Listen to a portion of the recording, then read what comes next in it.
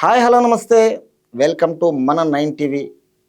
ఈరోజు ఆంధ్రప్రదేశ్ అయినా తెలంగాణ అయినా మన ముందు ఒక జాతీయ సంగీత కళాకారుల సంఘం అధ్యక్షులు, జాతీయ పురస్కార గ్రహీత, ఎన్నో సంగీత కార్యక్రమాలు, మహోత్సవాలు ఆంధ్రప్రదేశ్లో, తెలంగాణలో, కర్ణాటకలో, తమిళనాడులో, తర్వాత ఈ కర్ణాటకలో, తమిళనాడులో క్షేత్రంలో చేస్తూ పాల్గొంటూ కర్ణాటక సంగీతానికి పెద్దపీట వేయాలని గొప్ప సంకల్పంతోటి హైదరాబాదులో ప్రముఖ గాత్ర కళాకారులను, ప్రముఖ వాయిద్య కళాకారులు ఖర్చులు నియమించిన సంగీతము కళాకారులకి ప్రభుత్వాల ద్వారా చేయూతనివ్వాలని వ్యక్తపరుస్తున్న ఆ గొప్ప వ్యక్తినే ఈరోజు మన 9 టీవీ తరపున మీ ముందుకు పరిచయం చేస్తున్న అతనే మన ఎల్వి చెన్నారావు గారు. నాయి బ్రాహ్మణ డెవలప్మెంట్ కార్పొరేషన్ చైర్మన్గా నియమితులైన ఈ మధ్యన ఆంధ్రప్రదేశ్ చీఫ్ మినిస్టర్ నారా చంద్రబాబు నాయుడు గారు నియమించబడిన గౌరవనీయులైన శ్రీ రుద్రకోటి సదాశివం గారికి మన 9 టీవీ తరపున ఆర్థిక శుభాకాంక్షలు తెలియజేస్తున్నాం.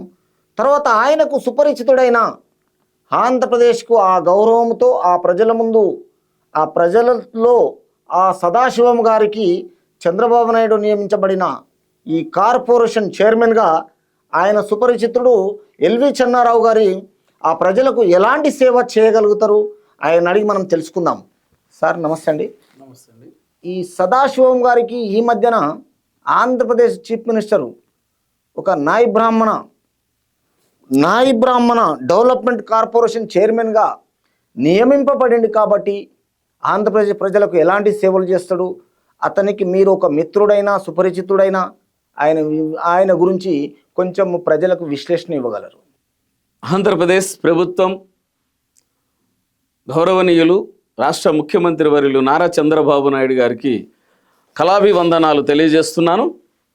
ఈనాడు వారు తీసుకునేటువంటి నిర్ణయాలు కూడా సమిష్టిగా సమగ్రంగా తీసుకుంటున్నందుకు ఒక సామాజిక వర్గంలో ఉన్నటువంటి వ్యక్తులను కూడా ఆ వర్గాన్ని కూడా ముందుకు తీసుకుపోవాలనే నేపథ్యం ముందుకు తీసుకుపోతున్నందుకు పదే పదే వారికి మా యొక్క ఆర్థిక శుభాకాంక్షలుగా ధన్యవాదాలు తెలియజేస్తూ, ఈనాడు మా సోదరుడు మన రుద్రకోటి సదాశివం గారికి ఆర్థిక శుభాకాంక్షలు తెలియజేస్తున్నాను. అదేవిధంగా సదాశివం గారికి ఆయన ఇప్పుడు కాదు, పార్టీలో గత కొన్ని సంవత్సరాలుగా ఉన్న వ్యక్తి, సౌమ్యుడు, మంచి సంగీతలో కూడా డిప్లొమా చేసినటువంటి వ్యక్తి. అదేవిధంగా వృత్తిపరంగా కూడా తీసుకుంటే వారికి కొన్ని షాపులు కూడా ఉన్నాయి. వృత్తిలో ఉండేటువంటి మెలకువలు, ఆ వృత్తిలో ఉండేటువంటి సాధక బాధలు కూడా తెలిసిన వ్యక్తి. వాయిద్య కళాకారులుగా వాయిద్యంలో కూడా డిప్లొమా చేశాడు కాబట్టి వాయిద్యంలో కూడా ఎటువంటి ఇబ్బందులు ఉన్నాయనేటువంటి తెలుసుకున్న వ్యక్తి కాబట్టి అందరికీ కూడా సమిష్టిగా అతను నిర్ణయం తీసుకొని ప్రభుత్వం ద్వారా రావాల్సినటువంటి ప్రతి రాయితీని కూడా ఇటు కళాకారులు కావచ్చు, వృత్తిదారులకు కూడా అందించే దాంట్లో తన పాత్ర, కీలకమైన పాత్ర పోషించగలుగుతాడని సమిష్టిగా ఆయన తీసుకున్న, చంద్రబాబు నాయుడు గారు తీసుకున్నటువంటి నిర్ణయం చాలా బాగుంది. చేస్తాడనేటువంటిది కూడా నాకు కూడా సంకల్పం ఉంది. అతను ఎప్పుడు కూడా అన్నగారు అనేటువంటి ప్రమోదించటం కానీ, ఆయన పిలవటం కానీ ప్రతి ఒక్కరితో కూడా చాలా బాగా ఉంటాడు. మంచి వ్యక్తి సదాశివం గారికి. అందుకే వారికి మా ఆర్థిక శుభాకాంక్షలు నేను తెలియజేస్తూ ప్రభుత్వానికి కూడా ధన్యవాదాలు తెలియజేస్తున్నాను. కాబట్టి ఇటువంటి వ్యక్తులని నిర్మించడంలో చంద్రబాబు నాయుడు గారు ఫస్ట్ నుంచి కూడా గొప్ప వ్యక్తి.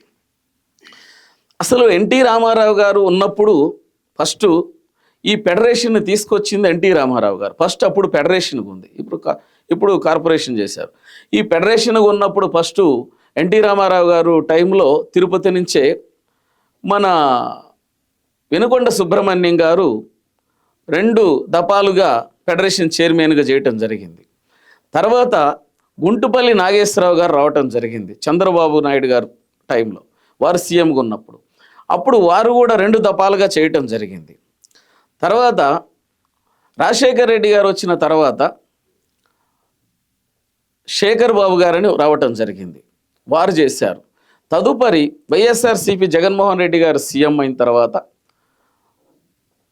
అదే తిరుపతి నుంచి టి పుల్లయ్య గారని వారిని కార్పొరేషన్ చైర్మన్గా నియమించడం జరిగింది. అదే తరుణంలో ఇప్పుడు కానీ కంటిన్యూగా పార్టీ పరంగా ఎవరైతే చీఫ్ మినిస్టర్గా నియమించబడ్డాడో అది వచ్చింది. కానీ ఇప్పుడున్న చంద్రబాబు నాయుడు ప్రజల మీద నమ్మకముతో ఈ సదాశివం గారికి నియమింపబడ్డాడు కాబట్టి ఈయన ప్రజలకు ఎలాంటి సేవ చేయగలుగుతాడు అనే విషయంలో చెప్పండి. ప్రీవియస్ సదాశివం గారు ఒక మంచి విద్యావంతుడు, చక్కగా చదువుకున్న వ్యక్తి. అంతేకాకుండా సంగీతంలో కూడా అతను లోటుపాటులు తెలిసినటువంటి వ్యక్తి. ఆ వృత్తిలో కూడా ఆయన ఉన్నాడు కాబట్టి ఆ వృత్తి విశ్లేషణ వృత్తి కూడా తెలుసుకున్న వ్యక్తి, మంచి వ్యక్తి. కాబట్టి కొంతమంది అనుకోవచ్చు ఈయనని సడన్గా తీసుకొచ్చారు, ఈయన ఎక్కడైనా ఏంటి మాకు తెలియదని. కాదు, అతను పార్టీలో ఎప్పటి నుంచో ఉన్న వ్యక్తి, చాలా 25 ఏళ్ళ నుంచి అదే పార్టీలో నమ్ముకొని పనిచేస్తున్న వ్యక్తి, మంచి వ్యక్తి. ఏ పార్టీలో లేడైనా మంచి వ్యక్తి. కాబట్టి ఇటువంటి వ్యక్తిని రావటం మనందరికీ కూడా మంచిది. న్యాయం జరుగుతుంది కంపల్సరీ, కూడా అందరికీ న్యాయం చేస్తాడు. ఇప్పుడు అదేవిధంగా ఈ యొక్క కార్పొరేషన్ కూడా డెవలప్ చేయడానికి కూడా దానికి కూడా బడ్జెట్ కూడా నిర్మించడమే కాకుండా ఆర్థికంగా కూడా ఈ వృత్తిపరంగా కళాకారులందరికీ కూడా అందించే దాంట్లో ప్రధాన పాత్ర పోషిస్తాడు ఆయన అనే నమ్మకం మాకుంది.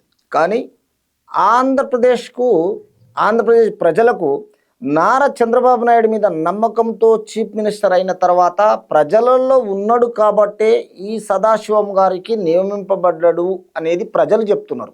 Yes, correct. కాబట్టి అతను ఎప్పుడు కూడా చంద్రబాబు నాయుడు గారు ఏ నిర్ణయం కూడా సమిష్టిగా ఆలోచన చేసి తీసుకుంటాడు. అతను ఏ పోస్ట్ ఇచ్చినా కూడా ఆ చంద్రబాబు నాయుడు గారు దానికి కరెక్ట్ సూటబుల్ పర్సన్కి ఇస్తారు. వ్యవస్థను కూడా నడిపేయగలిగినటువంటి వ్యక్తికే పట్టం కడతారు. మనిషి ఆయన అనుభవజ్ఞుడు. ఆయనకు అడ్మినిస్ట్రేషన్లో ఇప్పటి వరకు ఆయనకున్న పేరు ప్రఖ్యాతలు ఇంకెవరికి రావు. కాబట్టి ఆ ప్రజల గురించి ఇతను కరెక్ట్ అనే నియమింపబడ్డాడని ప్రజలు చెప్తేనే మిమ్మల్ని అడగడం జరిగింది. అందుకే మీరు సుపరిచితుడిగా ఈ సదాశివం గారి గురించి గొప్ప వ్యక్తి, ఇతను అనుభవజ్ఞుడు, ఈయన చేయగలుగుతాడని మీ విశ్లేషణ బాగుంది. Thank you sir, thank you so much. నమస్తే.